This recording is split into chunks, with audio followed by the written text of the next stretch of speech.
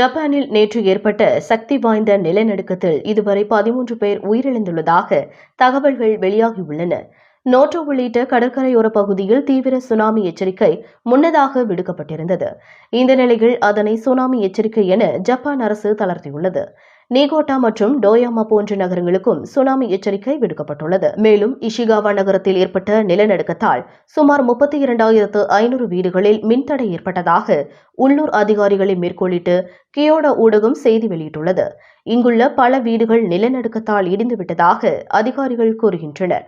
இதனிடையே தென்கொரியாவின் கிழக்கு கடற்கரையோர பகுதியிலும் சிறிய அளவில் சுனாமி அலைகள் எழுந்ததாக தகவல் வெளியாகியுள்ளது.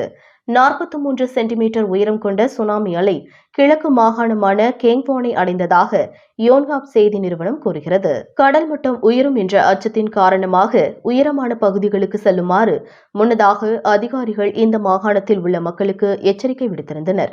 நேற்று ஜப்பானின் மேற்கு கடலோர பகுதியில் அமைந்திருக்கும் மத்திய கடற்கரை பிராந்தியமான இஷிகாவை மையமாக கொண்டு 7.6 அளவுள்ள நிலநடுக்கம் ஏற்பட்டது. இந்த பகுதியில் உள்ள அனைத்து மக்களும் உடனடியாக வெளியேற வேண்டும் என்று NHK என்ற ஜப்பானின் அரசு ஊடகம் தெரிவித்தது. ஜப்பானின் நோட்டோ பகுதியின் கடற்கரை பகுதியில் உள்ள மக்களை உயரமான பகுதிகளுக்கு உடனடியாக செல்லுமாறு இஷிகாவா அதிகாரிகள் அறிவுறுத்தினர். 5 மீட்டர் உயரமுள்ள அலைகள் நோட்டோ பகுதியை நோக்கி வந்துள்ளதாக ஜப்பானின் அரசு ஊடகம் தெரிவித்துள்ளது. நோட்டோ பகுதிகளுக்கு அருகில் உள்ள நீகாட்டா, டோயாமா உள்ளூர் நிர்வாகமும் சுனாமி எச்சரிக்கையை மக்களுக்கு விடுத்தது. இந்த பகுதிகளில் 3 மீட்டர் உயரமுள்ள அலைகள் வரக்கூடும் என எச்சரிக்கை விடுக்கப்பட்டது.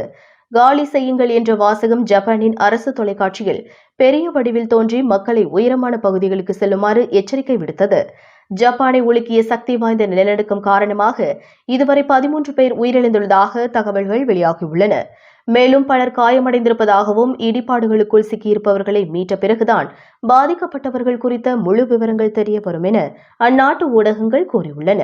திங்கட்கிழமை நிலநடுக்கத்தின் மையமாக இருந்த ஜப்பானின் வடமேற்கு கடற்கரையில் உள்ள இஷிகாவா மாகாணத்தில் அனைத்து இறப்புகளும் பதிவாகியுள்ளன என்பது குறிப்பிடத்தக்கது.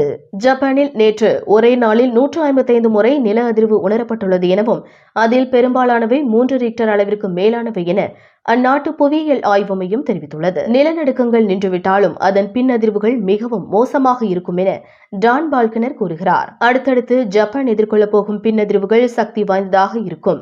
நேற்று ஏற்பட்ட நிலநடுக்கத்தால் ஏற்கனவே கட்டிடங்கள் மோசமாக பாதிக்கப்பட்டுள்ளன. பின் அதிர்வுகள் காரணமாக மேலும் சேதம் ஏற்பட வாய்ப்பிருக்கிறது. மக்கள் கவனமாக இருக்க வேண்டும் என்று அவர் எச்சரிக்கிறார். ஜப்பான் அணு உலை பாதுகாப்பு அமைப்பைச் சேர்ந்த அதிகாரிகள் நிலநடுக்கத்தால் அணு உலையில் இருந்து எவ்வித அணுக்கதிர்வீச்சும் கசியவில்லை என்று தெரிவித்துள்ளது.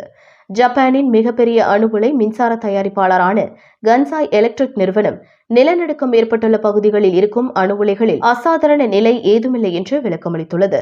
முன்னதாக 2011ஆம் ஆண்டு ஜப்பானில் ஏற்பட்ட நிலநடுக்கத்தை அடுத்து அணு உலைகள் பாதிக்கப்பட்டன. இந்த அணு உலை விபத்தினால் ஆயிரக்கணக்கான மக்கள் உயிரிழந்தனர்.